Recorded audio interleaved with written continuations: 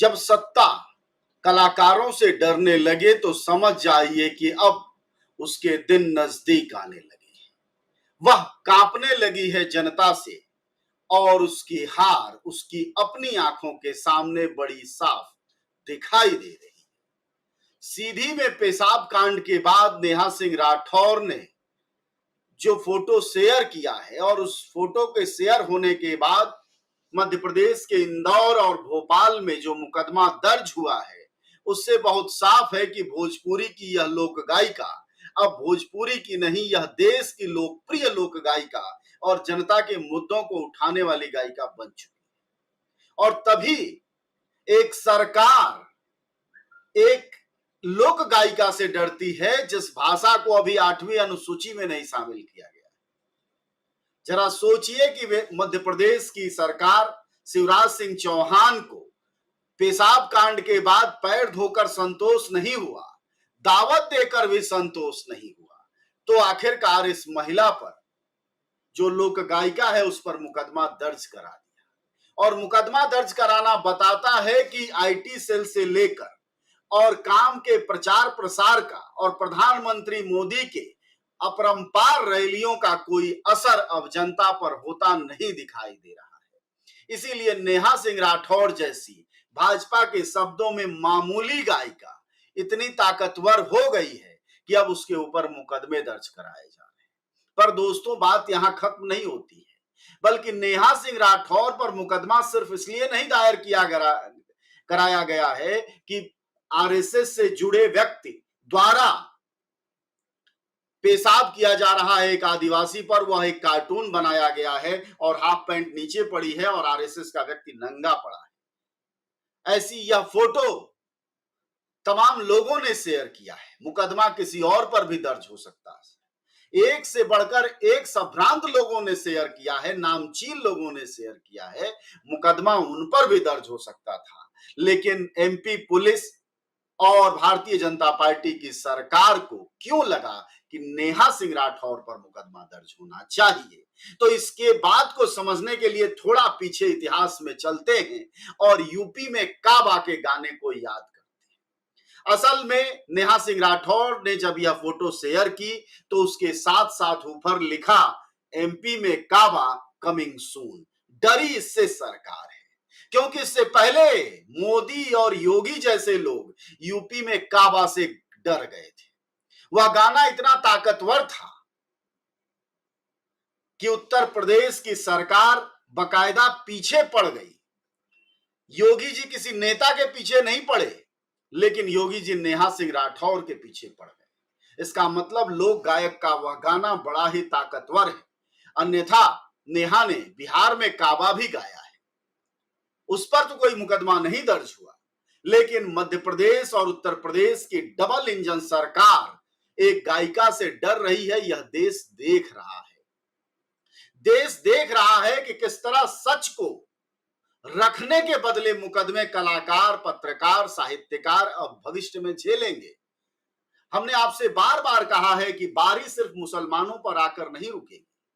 बारी मुसलमानों से चलेगी, दलितों पर आएगी, पिछड़ों पर आएगी और सवर्णों पर आएगी, जिन्हें हिटलर की औलादें जयचंद कहती। हिटलर की इन औलादों की निगाहों में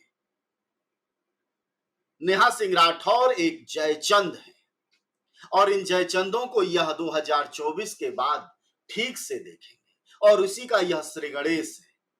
नेहा सिंह राठौर का जो कमिंग सून था एमपी में, वह इतना ताकतवर होता कि मध्य प्रदेश की सरकार अगले विधानसभा चुनाव को संभाले नहीं संभाल पाती।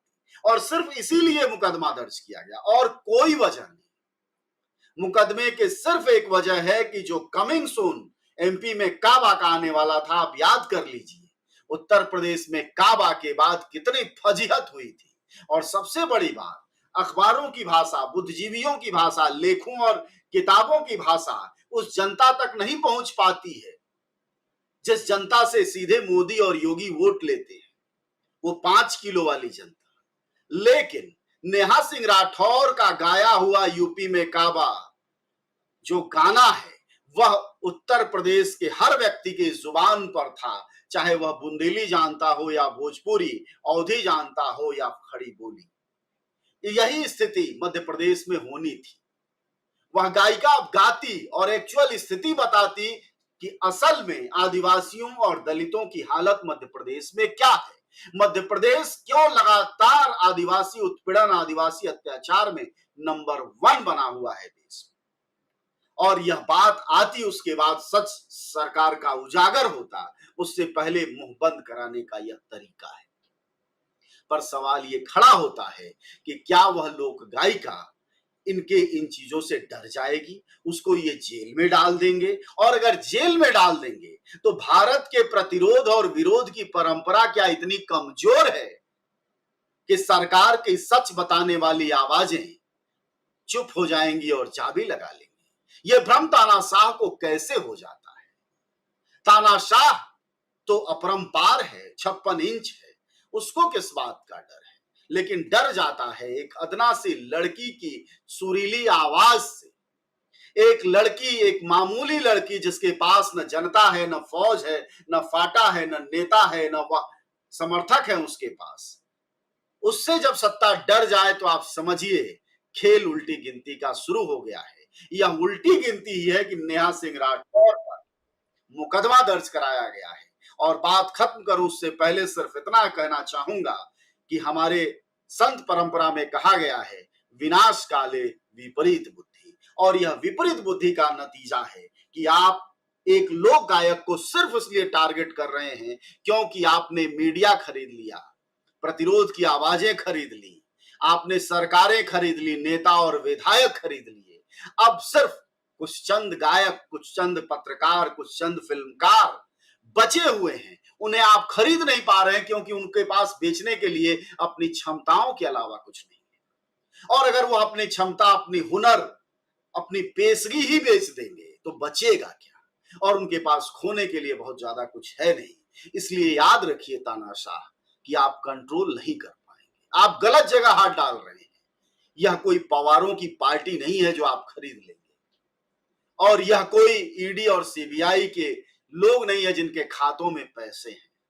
जो कुछ भी है, लाख, 2 लाख, 10 लाख, वह सब अपनी कमाई के हैं और उस पर टैक्स दे रहे हैं। सब कुछ खुला हुआ है। इसलिए आप जो यह पंगा ले रहे हैं कलाकारों, साहित्यकारों, पत्रकारों, लेखकों से, यह आपको भारी पड़ेगा और बदल जाएगा भारत। जितना जल्दी पार्टियां नहीं बदल पाएंगी, विपक्ष नहीं बदल पाएगा, उससे पहले ये लोग गायक, लोग कलाकार जनता के बीच घुसकर आपका सच बताकर इस डबल इंजन को पटरी से उतार